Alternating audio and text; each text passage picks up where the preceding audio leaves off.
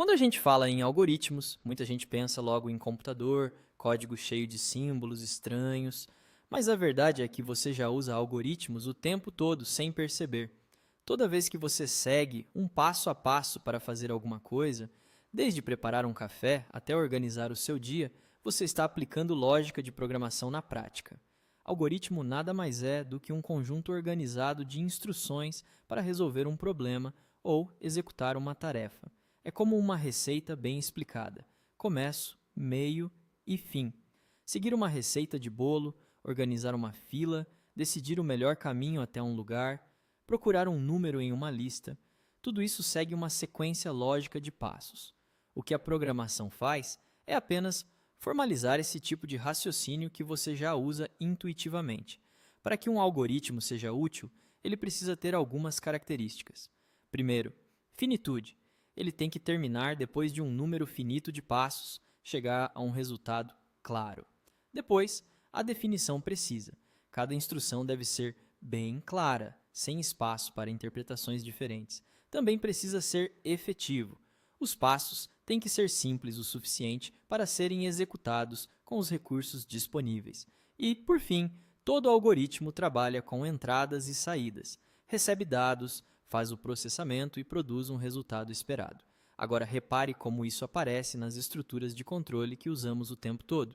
A primeira é a sequência. Fazemos ações em uma ordem específica, como ligar o computador, abrir o navegador, acessar uma página.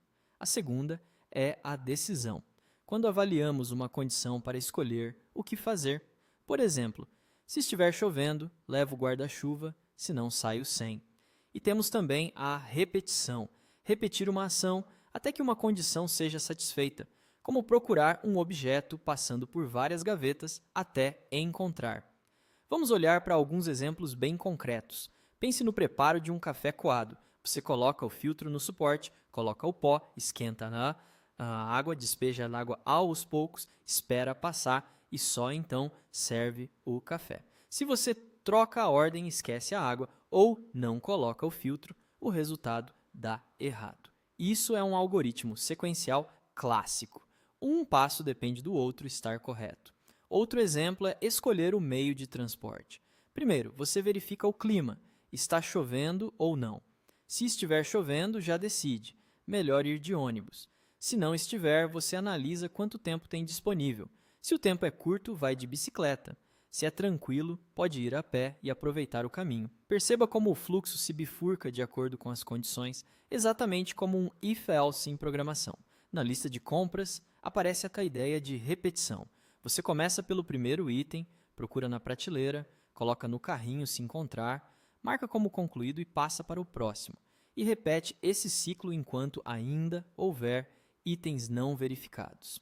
Em código, isso viraria um laço while ou for percorrendo uma lista. Pensando em busca e organização, imagine procurar um nome na agenda. Uma forma é olhar contato por contato até achar.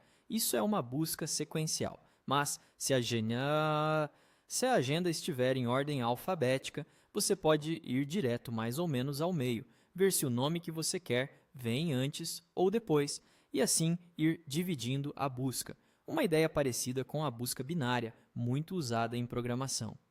Do mesmo jeito, organizar livros na estante por ordem alfabética lembra um algoritmo de ordenação. Você escolhe um livro, encontra o lugar certo para ele, encaixa e repete o processo para todos os outros. Tudo isso pode ser aproximado da forma como escrevemos algoritmos em pseudocódigo. Pegue a lista de compras. Você pode descrever como, para cada item da lista, procure na prateleira. Se encontrar, coloque no carrinho e marque como encontrado. Se não, marque como não encontrado. Ao final, exiba a lista, indicando o que foi ou não encontrado. A estrutura para cada, o se.